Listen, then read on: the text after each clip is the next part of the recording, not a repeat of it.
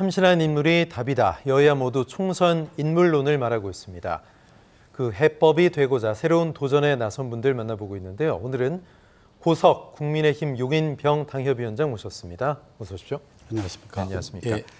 우선 이력이 참 남다르십니다. 육사 출신이신데 또 서울대에서 법을 공부하셨고 고시 패스를 하시고 변호사로 활약을 하셨습니다. 군인과 법조인의 길을 걸으셨던 이유, 삶의 철학이 좀 궁금한데요. 네, 우선 저는 이제 이 삶에 쭉 살아오면서 저희가 살아온 길이 저의 신념이자 가치관을 형성하는데 바탕이 됐다고 그렇게 생각합니다. 공부에 특별히 재능이 있다기보다는 저는 노력파라고 생각하고요. 제가 어렸을 때 이제 시골에서 할아버지가 소마비로 많이 불편하셨고요. 그래서 이제 땅도 한 평 없는 소작농의 장손으로 태어나서 하루 세 끼를 먹을 수 없을 정도 가난한 환경에서 컸습니다. 중학교 때는 선생님이 납부금을 대신 내주고, 또 고등학교 때는 이렇게 아산 장학회 장학금 혜택도 받고, 그런데 이제 할아버지는 이제 저로 하여금 나라를 지키는 군인이 되기를 원했습니다. 그래서 제가 사관학교를 갔고요. 사관학교에서 심신을 단련하고 문무를 익히고 국가에 대한 애국심, 리더십 이런 걸 배웠습니다. 그리고 사관학교 졸업 후에 전방에서 소대장 근무한 후에는 육사 교수요원으로 선발이 돼서 서울대에서 법학 교육을 공부할 기회가 있었고, 그걸 계기로 해서 또 사법시험에 운이 좋게 합격을 했고요. 그래서 그 이후에는 줄곧 군 법무관으로서 법법과 군복 사이에서 고민하면서 조국 수호와 장병 인권 보호를 위해서 나름대로 애써 왔습니다. 그래서 저는 늘 정직하고 성실하게 최선을 다하는 그런 자세로 살아왔고요. 저희 인생의 바탕에는 나라와 사회에서 많은 은덕을 준 고마운 분들이 있었다는 부분을 꼭 말씀드리고 싶고, 그에 대해서 감사하게 생각합니다. 네, 삶의 철학과 발자취를 설명해 주셨는데, 군 검사 재직 당시에 이른바 전 국민이 아는 사건이죠. 네. 김대엽 병풍 공작 사건으로 네. 좀 어려운 시간을 보내신 것으로 알고 있어요. 그렇습니다. 당시 얘기 좀 들어볼까요? 예, 사실 고생을 많이 했습니다. 네. 당연히 고생 많이 했고요. 다 아시다시피 이제 2002년도에는 이제 이회창 후보하고 노무현 후보가 이제 경쟁을 했지 않습니까? 네. 그런데 제가 98년경에 병역비리 수사를 해서 한 2달 동안에 약 200명 정도 병역비리 사범을 적발하는 사건 수사에 성공한 적이 있는데, 이제 아마 그게 이제 발단이 돼서 2002년도가 되니까 특정 후보 캠프에서 이제 특정 후보의 아들의 비리가 문제가 있는 것이 아니냐, 협조를 해달라, 이런 이제 일종의 회유 그런 게 많이 있었는데 제가 응하지 못할 수가 없어서 그랬는데, 어느 날 갑자기 이제 보도에 나와서 김대엽이라는 자가 특정 후보 아들의 비리를 발견했는데 고석 당시 수사팀장이 그걸 은폐하고 심지어는 관련 수사 기록까지 절취해 가서 파기시켰다. 이런 이제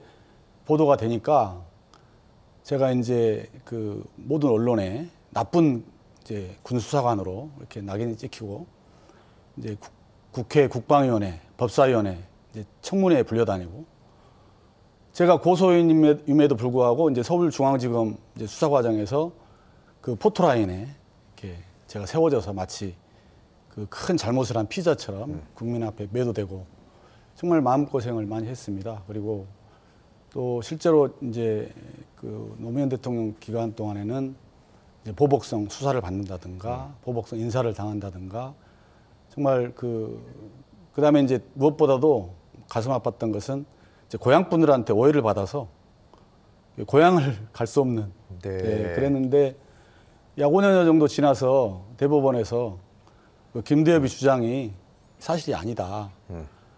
그래서 결국은 제가 좌로나 우로나 치우치지 않고 있는 사실 그대로 당시 증언했던 제 말이 진실이었다. 그런 부분이 확인이 됐고, 제가 이제 명예를 회복해서 장군으로 진급하고 군을 무사히 전역할 수 있었습니다. 군 전역 후 변호사 길 걸으셨고, 또 그렇습니다. 지난 8월이었습니다. 국민의힘이 공모한 조직 강화 네, 특위에서 용인병 당협위원장이 되셨습니다. 당시 8분 네. 쟁자한 분들이 지원을 했는데요. 당에서는 어떤 부분이 경쟁력이 있다고 판단했을까요?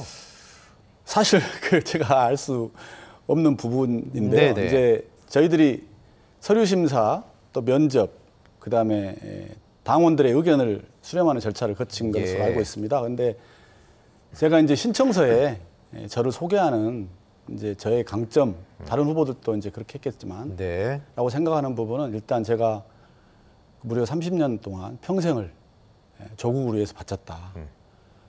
그리고 어려운 여건에서도 항상 흔들림이 없이 정도를 걸었다. 네.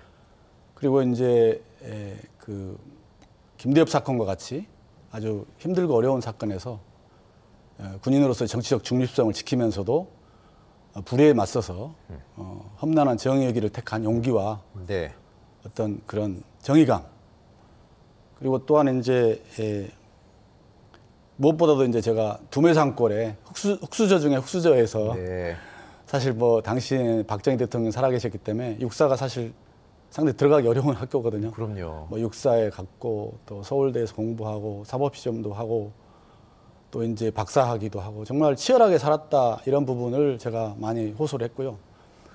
특히 이제 용인에 저희 오남매가 이제 다 같이 모여 살고 있는데 네. 지역과의 연고성도 있어서 이제 선거 후보자로서 당선 네. 가능성이 있어서 이제 타 후보에 비하여 좀 유리점이 있지 않느냐, 뭐 그런 부분을 어필했던 것 같습니다. 예. 예. 한때 오해 때문에 고향 호남에도 못 가셨다라고 하셨는데 용인 지금 형제들이 다 용인에 살고 계시다는 네, 거잖아요. 네. 용인병 네. 이제 수지 지역인데 또 예. 수지 세미래연구원 원장으로도 활동하고 네, 계십니다. 네, 네. 수지 현안에 대해서 어떤 고민 갖고 계시고 또 핵심 발전 전략 어떻게 세워야 된다라고 청사진 갖고 계세요? 네, 그래서 이제 제가 그 용인에 우리 이제 오남매가 살고 예. 제가 옛날에 2000년부터 2002년까지 2년 동안 용인에서 이제 근무한 2년도 있고 그래서 용인에 대한 애정이 많은데 네. 단순히 그 뭐 구호에 그쳐서는 안 되지 않겠습니까? 그렇죠. 그래서 이제 뜻이 맞는 교수들과 의기투합해서 한 서울과 용인 지역에 사시는 뭐 교수님들 중심으로 해서 한 30여 명 연구원을 만들었고요. 네. 그래서 우리 잘 아시다시피 용인이 또 시스템 반도체 산단이 곧 입주해서 그렇죠. 앞으로 엄청난 우리 국가의 중요한 도시로 성장할 직전이기 때문에